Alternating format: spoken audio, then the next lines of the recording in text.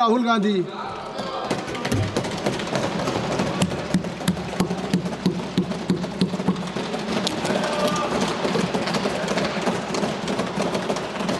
Thank you, Speaker Sir, for letting me speak today on the Constitution.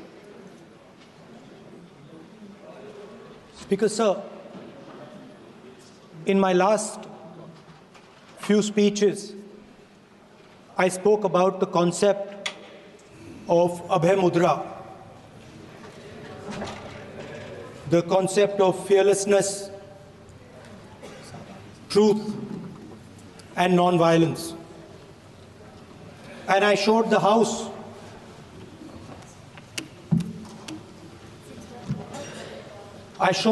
images of our different religions displaying this Abhay Mudra.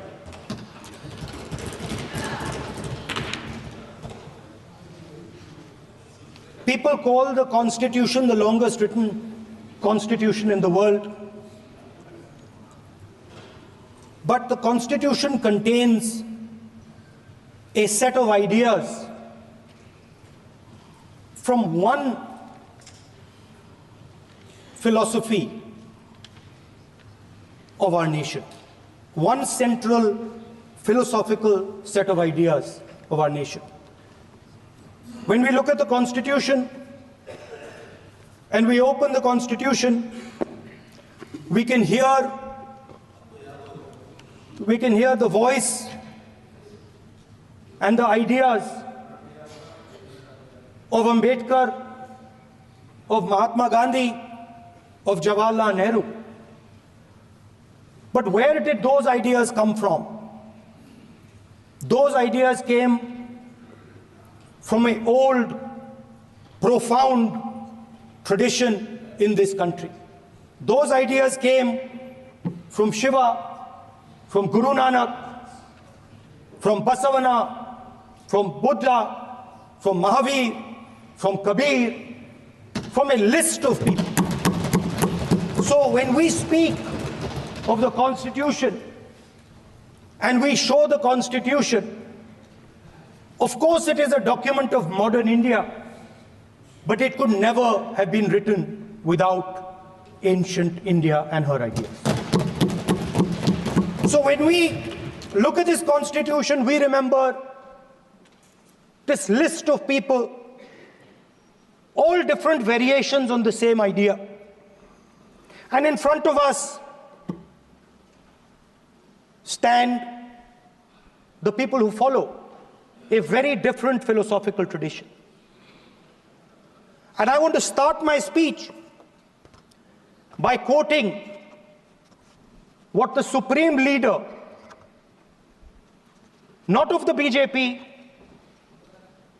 but of the modern interpretation of the ideas of the RSS has to say about the Constitution of India and about how he thinks India should be run. The worst thing about the Constitution, the worst thing about the Constitution of India is that there is nothing Indian about it.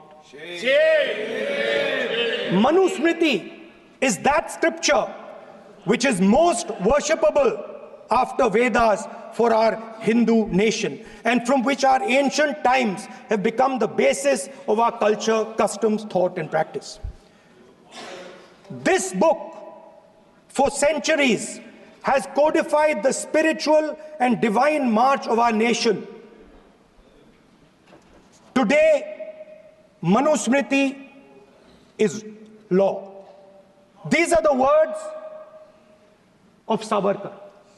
Mr. Savarkar has clearly stated in his writings that there is nothing Indian about our Constitution. He has clearly stated that the book India is run by should be superseded by this book. And this is what the fight is about. Now, it's nice that all of you are so-called defending the Constitution. But I want to ask you, do you stand by your leader's words? Do you support your leader's words? Because when you speak in Parliament about protecting the Constitution, you are ridiculing Savarkar, you are abusing Savarkar, you are defaming Savarkar. I'd like to quote also in Hindi. Bharat के संविधान के बारे में सबसे बुरी बात तो यह है कि इसमें कुछ भी भारतीय नहीं है। भारत के संविधान के बारे में सबसे बुरी बात तो यह है कि इसमें कुछ भी भारतीय नहीं है। यह आपके नेता ने कहा था, जिसकी आप पूजा करते हैं। Speaker sir, I described in my first speech the idea of a battle taking place. I described the Mahabharata, described Kurukshetra. There is a battle taking place today in India. And on this side are the defenders of the idea of the Constitution. And from each state we have one. If you ask us Tamil Nadu, we will tell you Periyar. If you ask us Karnataka, we will say Basavana. If you ask us Maharashtra, we will say Phule ji, Ambedkar ji. If you ask us Gujarat, we will say Mahatma Gandhi. आप speaker को You praise these people. You praise these people hesitatingly because you have to. But the truth is that you want India to be run the way it used to be run. जैसे हिंदुस्तान पहले चलाया जाता था, वैसे ही आप हिंदुस्तान को चलाना चाहते हो। मैं बता रहा हूं, आ रहा हूं। पेशेंस रखिए थोड़ी, इतना एक्साइटमेंट नहीं होना चाहिए। स्पीकर सर, जब मैं छोटा था दिल्ली में, स्पीकर सर, दिल्ली के चारों ओर जंगल हुआ करता था। जो आज यहां रहते हैं उनको ताजुब होगा कि एम्स के बिल्कुल बगल में जंगल शुरू होता था। जहां रेलवे म्यूजियम है वहां पे जंगल शुरू होता था। वैसे ही जंगल में, दोनों नॉर्थ और साउथ, वैसे ही जंगल में हजारों साल पहले एक युवा, 6-7 साल का युवा, हर रोज सुबह उठ के 4 बजे उठ के,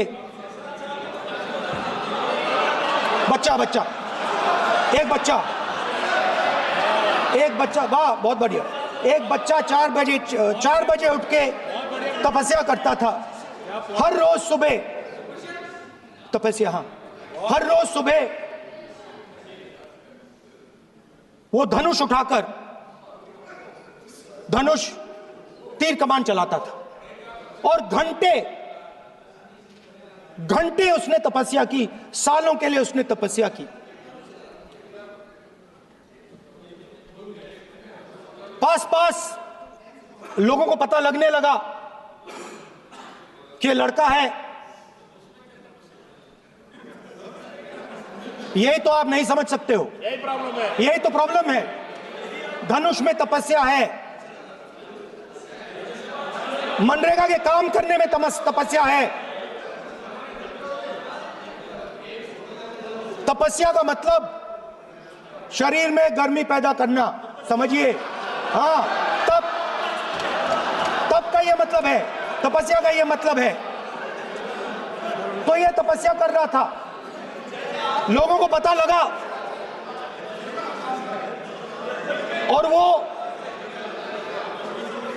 गुरु के पास गया। लड़के का नाम एकलव्य था और वो गुरु के पास गया और उसने कहा, गुरु द्रोणाचार्य जी, मैं सालों से धनुष चलाना सीख रहा हूं।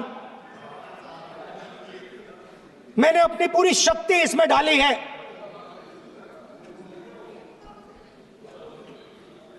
आप मेरी मदद कीजिए, आप मेरे गुरु बनिए। द्रोणाचार्य जी ने एकलव्य को कहा कि आप ऊंची जात के नहीं हो, आप ऊंची जात के नहीं हो, आप द्विजा नहीं हो। मैं आपका गुरु नहीं बनूंगा, यहां से तुम चले जाओ। और एकलव्य चला गया। फिर से एकलव्य ने तपस्या शुरू की, फिर से तपस्या शुरू की। कुछ साल बाद द्रोणाचार्य जी और पांडव उसी जंगल से निकले। एक कुत्ता भौंक रहा था, कहानी आपने सुनी है, सुना देता हूं। कुत्ता भौंक रहा था, अचानक कुत्ते की आवाज शांत हो गई। द्रोणाचार्य जी और पांडव पास गए और उन्होंने देखा कि तीरों के जाल में कुत्ता फंसा हुआ था।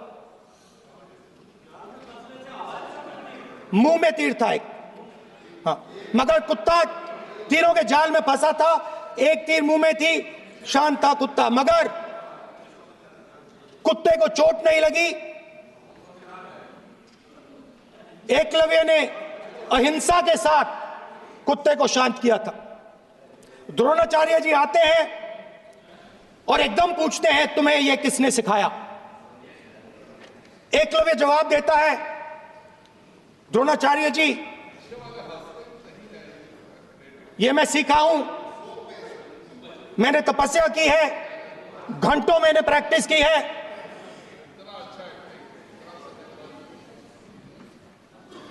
आपने मुझे गुरु बनने से मना किया था, तो मैंने एक मूर्ति, मट्टी की मूर्ति सामने रखी और मैंने प्रैक्टिस की और मैं सीखा। द्रोणाचार्य जी खुश नहीं हुए।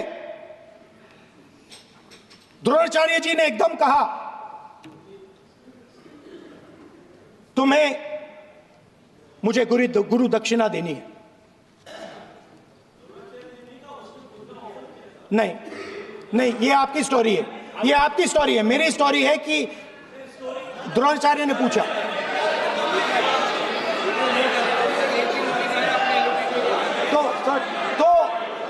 तो द्रोणाचार्य जी ने, Sir, the PM will not speak. You have to understand. If you are not giving order, Prime Minister has to speak. That's what you have to understand. If you are not giving protection, if you are not giving protection to LOP, then Prime Minister has to speak here. I will tell you. We will be very clear. ठीक है sir.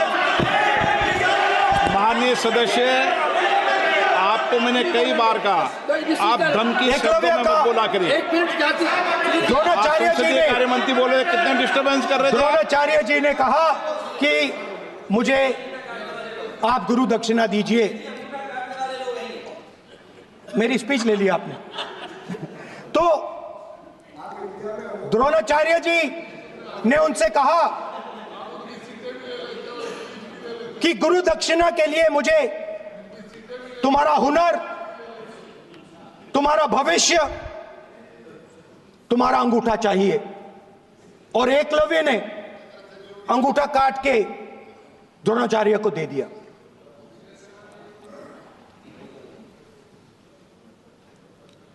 यह अभय मुद्रा है। इसमें confidence, strength, निडरता कहां से आती है? हुनर से आती है, इस अंगूठे से आती है। ये लोग इसके खिलाफ हैं। जैसे द्रोणाचार्य जी ने एकलव्य का अंगूठा काटा, वैसे ही आप पूरे देश का अंगूठा काटने में लगे हुए हो। आप जैसे ही एकलव्य का, जैसे द्रोणाचार्य जी ने एकलव्य का अंगूठा काटा, वैसे ही आप हिंदुस्तान के युवाओं का जैसे ही एकलव्य ने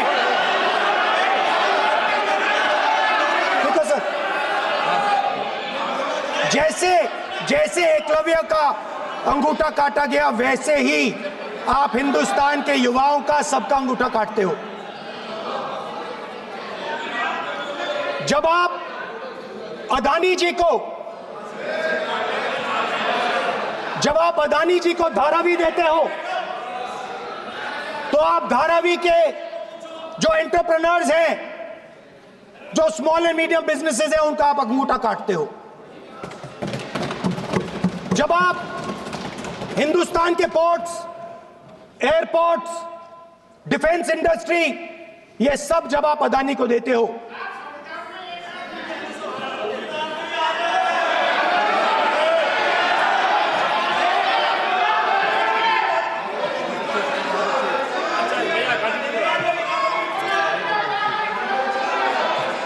हिंदुस्तान के सारे जो फेयर प्ले बिजनेसेस हैं, जो ईमानदारी से काम करते हैं, आप उन सब का अंगूठा काटते हो जब आप अदानी की मदद करते हो। कॉन्स्टिट्यूशन में लैटरल एंट्री कर आप हिंदुस्तान के युवाओं का, पिछड़ों का, गरीबों का अंगूठा काटते हो।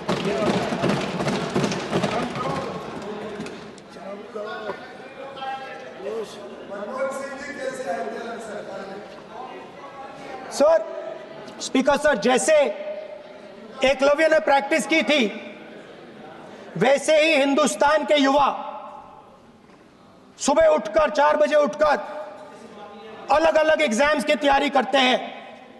आपने देखा होगा, पहले हजारों युवा सुबह उठकर रनिंग करते थे, वेट ट्रेनिंग करते थे आर्मी में जाने के लिए। जब आपने अग्निवीर लागू किया, तो आपने उन युवाओं की उंगली काटी। जब आप पेपर लीक कराते हो, 70 बार आपने पेपर लीक करवाया है, तब आप हिंदुस्तान के युवाओं के अंगूठा काटते हो।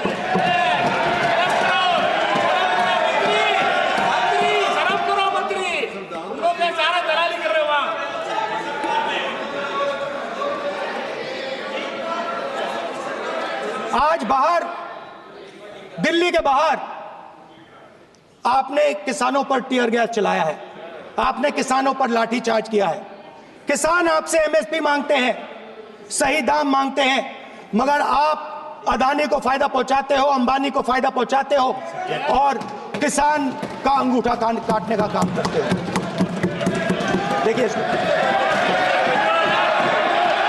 हम कहते हैं अभय मुद्रा, हम कहते हैं डरो मत, आप कहते हो हम आपका अंगूठा काट देंगे। ये फर्क है। एक तरफ कौन सर बोले, मेरे कहना है कि हम एक मिनट प्लीज बैठिए, आप बैठिए, प्लीज बैठिए, आप बैठिए। आज हम भारत के संविधान की 75 वर्ष की गौरवशाली यात्रा कर रहे हैं, और कल भाई ये चर्चा हुई थी कि हम संविधान की चर्चा करते समय उसकी उच्च कोटि की ये अपेक्षा है। आप स्पीकर सर,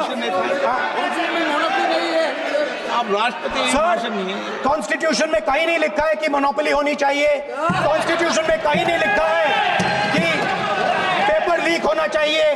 कॉन्स्टिट्यूशन में कहीं नहीं लिखा है कि अग्निवीर होना चाहिए। कॉन्स्टिट्यूशन में ये सब नहीं लिखा है, इसलिए मैं यहां रेस कर रहा हूं। कॉन्स्टिट्यूशन में नहीं लिखा है कि हिंदुस्तान के युवाओं का अंगूठा काटना चाहिए, उनका जो हुनर है उनसे छीना जाना चाहिए।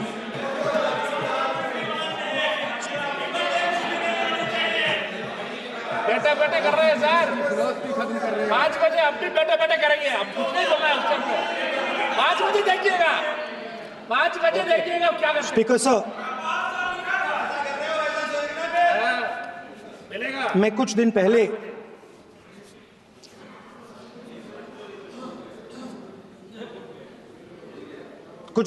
मैं हाथरस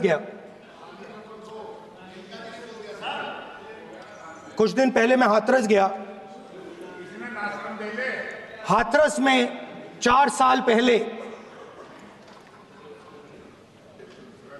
एक लड़की का बलात्कार होता है। गैंग रेप होता है, 3-4 लोग गैंग रेप करते हैं। मैं 2-3 दिन पहले उस लड़की के परिवार के घर में गया।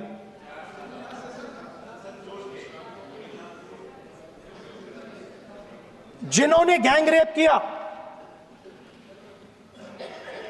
वो बाहर घूम रहे हैं और लड़की का परिवार अपने घर में बंद है। लड़की का परिवार बाहर नहीं जा सकता है। जो अपराधी हैं वो उनको रोज धमकाते हैं और वो बाहर घूमते हैं।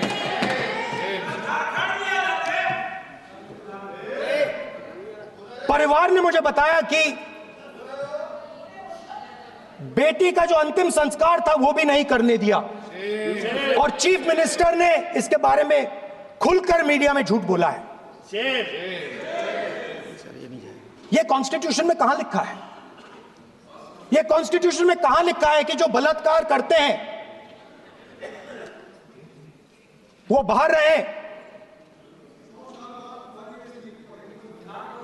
और जिसका रेप हुआ है, जिसके परिवार, उस परिवार को बंद कर दिया जाए? कहां लिखा है कॉन्स्टिट्यूशन में?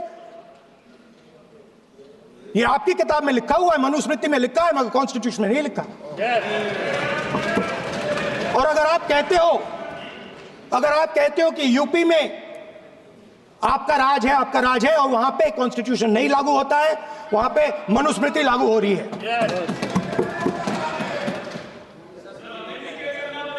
परिवार ने मुझे कहा कि यूपी की सरकार ने उन्हें वायदा किया था, कहा था कि हम आपका रिलोकेशन करेंगे, आपको कहीं और रहने की जमीन देंगे। आज तक 4 साल हो गए हैं, आज तक उनका रिलोकेशन नहीं किया गया है। और हर रोज उन्होंने मुझे फोटो दिखाई, वो बाहर निकलते हैं और जिन्होंने बलात्कार किया वो धमकाते हैं उनको। तो मैं इस हाउस में कहना चाहता हूं कि अंबेडकर जी के संविधान वाले लोग, इंडिया गठबंधन वाले लोग, हम सब मिलकर उस परिवार का रिलोकेशन हम करेंगे अगर आप नहीं करोगे तो। और हिंदुस्तान के हर गरीब व्यक्ति को हम ये कहना चाहते हैं,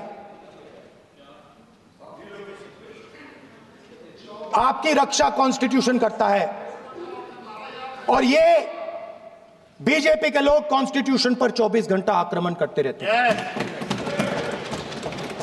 कॉन्स्टिट्यूशन में लिखा है prohibition of discrimination on grounds of religion, race, caste, sex और place of birth.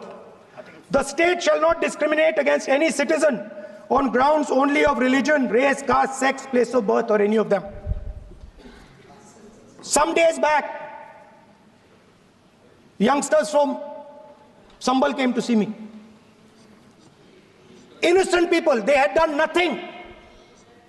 They were just, वो बस पास में थे, 5 लोगों को गोली मार के हत्या कर दी।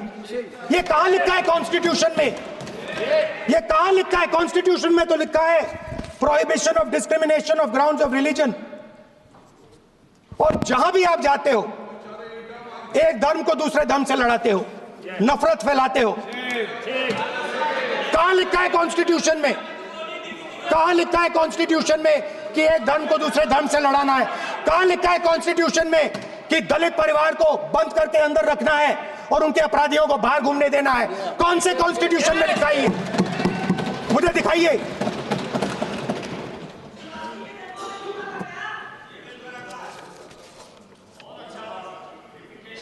स्पीकर साहब, हमारी जो विचारधारा है, इंडिया गठबंधन की विचारधारा है, वो देश में कॉन्स्टिट्यूशन लाई है। हम सब मिलकर कॉन्स्टिट्यूशन की रक्षा करते हैं। अंबेडकर जी ने कहा था, if there is political equality but no social and economic equality, political equality will be destroyed. ये अंबेडकर जी के शब्द हैं और आज ये बात सबके सामने है। पॉलिटिकल इक्वालिटी जो थी वो खत्म हो गई है। हिंदुस्तान के सारे इंस्टीट्यूशंस कैप्चर कर लिए गए हैं। सोशल इक्वालिटी नहीं रही, फाइनेंशियल इकोनॉमिक इक्वालिटी नहीं रही। इसीलिए हमारा अगला कदम जाति जनगणना होगा। हम देश को दिखाना चाहते हैं कि आपने किन लोगों का और कहां कहां अंगूठा काटा है।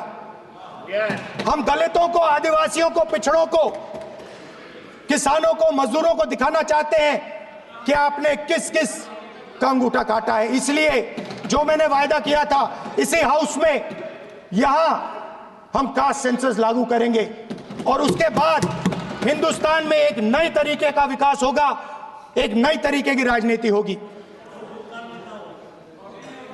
जो मैंने पहले कहा था, जो आपको अच्छा नहीं लगता है, 50% रिजर्वेशन, उस दीवार को हम यहां तोड़ेंगे। 50% रिजर्वेशन की दीवार और जाति जनगणना हम यहां करा के दिखाएंगे। आपको जो कहना है कर लो, कह लो। स्पीकर सर, बहुत बहुत धन्यवाद।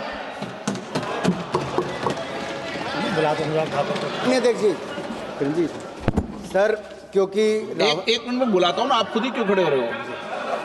एक मिनट। बीजेपी की तरफ से अनुराग ठाकुर, मान्य अध्यक्ष जी, पिछली बार भी जब चर्चा हुई तब भी मैंने कहा था कि कुछ लोग संविधान तो हाथ में लेके घूमते हैं, लेकिन ये नहीं बता पाए कि उसके पन्ने तक कितने हैं, क्योंकि उन्होंने कभी खोला ही नहीं। आज मैं क्योंकि ये संविधान जो राहुल जी सब तरफ दिखाते हैं सर, शायद इन्होंने इसके 2 पन्ने भी खोलकर नहीं देखे। अगर आप इसका प्रीफेस देखेंगे, प्रीफेस किसने लिखा